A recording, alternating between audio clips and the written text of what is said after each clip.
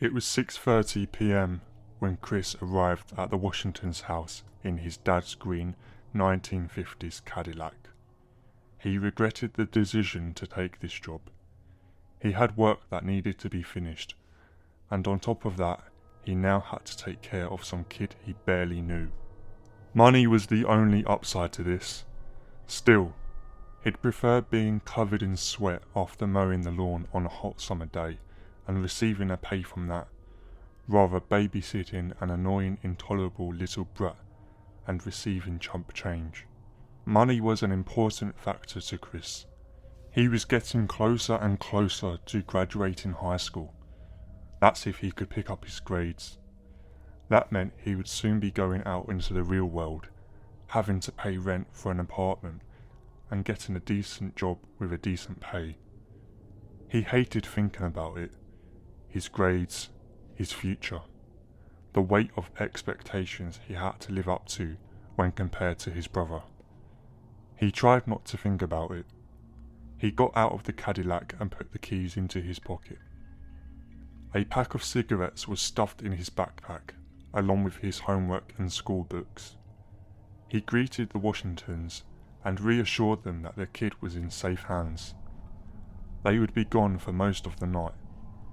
He told them this wasn't his first time babysitting, and it wouldn't be his last. The Washingtons were picky when it came to babysitters. It was Miss Washington that mainly had the say on who takes care of her child. She had found most of the neighbourhood boys were a bad influence on her child, but with Chris, he seemed like the fatherly type that could nurture her little boy. He seems pure and innocent, something that most other boys were lacking. They drove off, leaving him alone with their child. Once they were gone, Chris lit up a cigarette and puffed away. Nicotine filled the air as he started to cough. He entered the home through the front door to find Bill Washington standing in the middle of the living room, staring at him with his vacant blue eyes, almost as if he was waiting for him. Freckles lined the boy's cheeks and his head was topped with the curly red hair. "Hey Bill." "Hey Chris." Chris placed his book bag on the kitchen table. "So, how's your day?" "Good." His blue eyes met with his as he took a long drag on his cigarette. "My mum said you can't do that here." "What? Smoke?" "Yeah." Chris took the cigarette out of his mouth. "Listen, kid." He stepped closer to the boy. "Whenever your mum or dad isn't home, I'm the boss of the house. You got it?" "Yes, sir." "Good. Now bug off, you little rascal. I got shit to do." Bill put his hands around his mouth and gasped. "What? You said a bad word." Chris knew it was inappropriate to swear in front of a 6-year-old, but at this point in time, he simply didn't care. He had to finish his biology paper, or else his grade would plummet.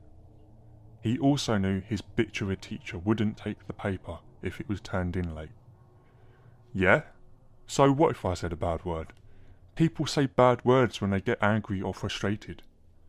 "You shouldn't say bad words. My mum says it's a sin to swear." "I bet your mother swears a lot when you're not around." "You're lying. My mum never swore a day in her life." "Sure thing, Bill," Chris remarked sarcastically. He emptied the insides of his backpack onto the kitchen table. "Go watch TV or something. I can't be bothered right now." "But I want to play." "I can't play right now, okay?" "Okay." Bill walked away with his head slumped down. Chris took out his paper and lit another cigarette. He liked the layout of the kitchen. The counter was clean and spotless. The knife rack had the best and sharpest blades anyone could get. He tried to retain focus back to the essay. He looked at his paper. The sunlight from outside made the loose leaf look a little transparent. His handwriting was serviceable, although it could have been better. As for the writing itself, the only thing Chris could reach for was the bare minimum. The guy was no poet, and he knew it. Most of his essays would receive a C and no higher. Of course, sometimes he would get lucky and score a B. Still, those lucky moments were very few and far between. He hoped he'd get lucky this time, but a small part of him knew it would just end up with a C like always. It didn't matter, as long as he got a passing grade. Chris held his sharpened pencil in his left hand and tried to maintain focus. He ran his hands through his hair and gritted his teeth. He didn't know how to finish it. He got up and went to the back porch to finish his cigarette. The wood of the porch creaked as he stepped outside for some fresh air. The backyard was littered with leaves, leaving the trees with naked branches. The neighbour's dog could be heard barking, along with the birds chirping off in the distance. There was only one out-of-place detail that caught Chris's eye.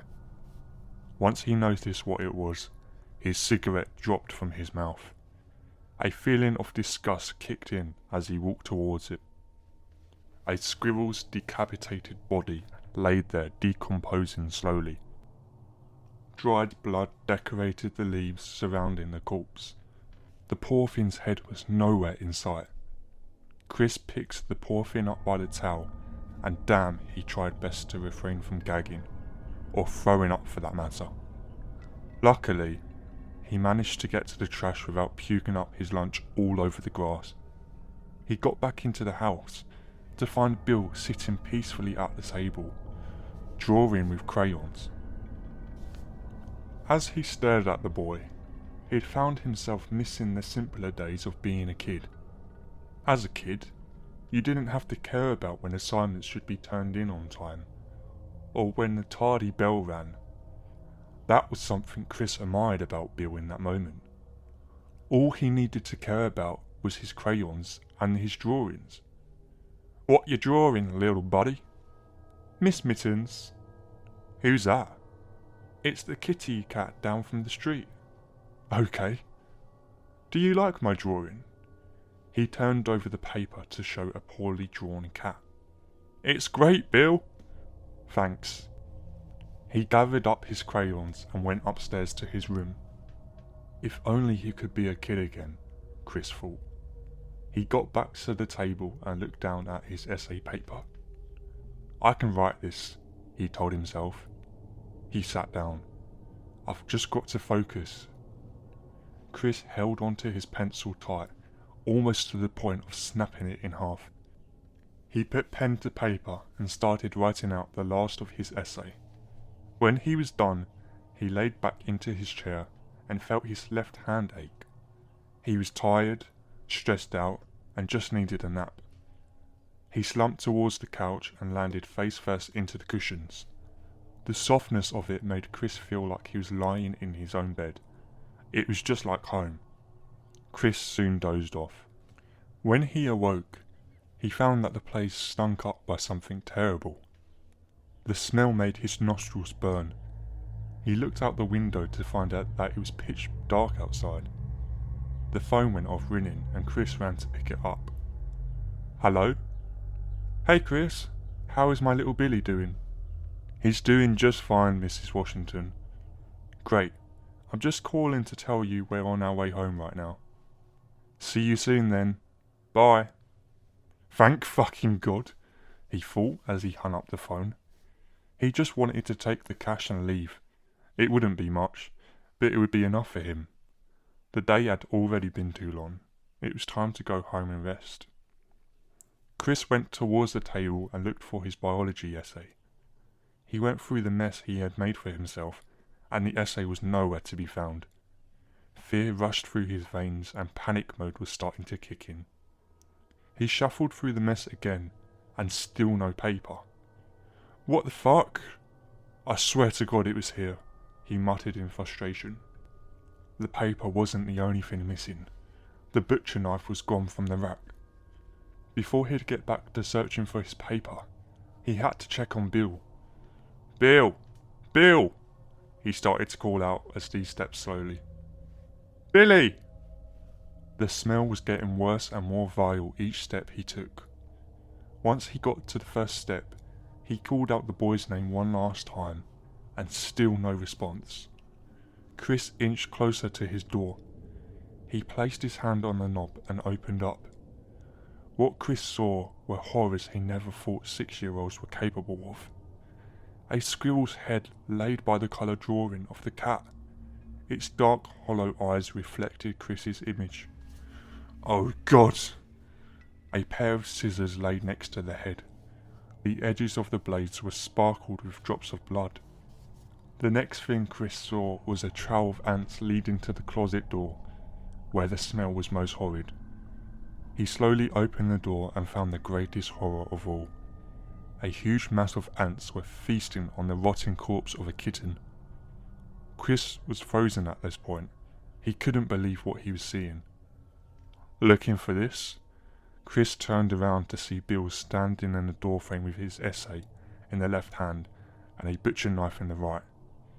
"Bill, put the knife down!" He inched closer towards the kid. "Stay away!" Bill slashed at Chris's right hand, slicing his palm open, drawing blood. "Bill, please!" The boy bit on the ring and pinky finger of Chris's left hand. He screamed in agony. The boy bit down harder. A jolt of pain ran throughout his hand. Chris looked at his left hand to see that his pinky finger was gone, and what remained was a chunky piece of bone and bits of red meaty flesh. He screamed in anguish as his wound began to profusely bleed. A long strain of blood poured down to Bill's chin. He spat out the served pinky finger onto his bedroom floor. He raised the knife and went in for the kill. Before Bill could get a good blow in, Chris retaliated with a punch to the face. He ran down the hallway, holding his bleeding hand. Bill was not far behind, and when they got to the stairs, he sent Chris tumbling down.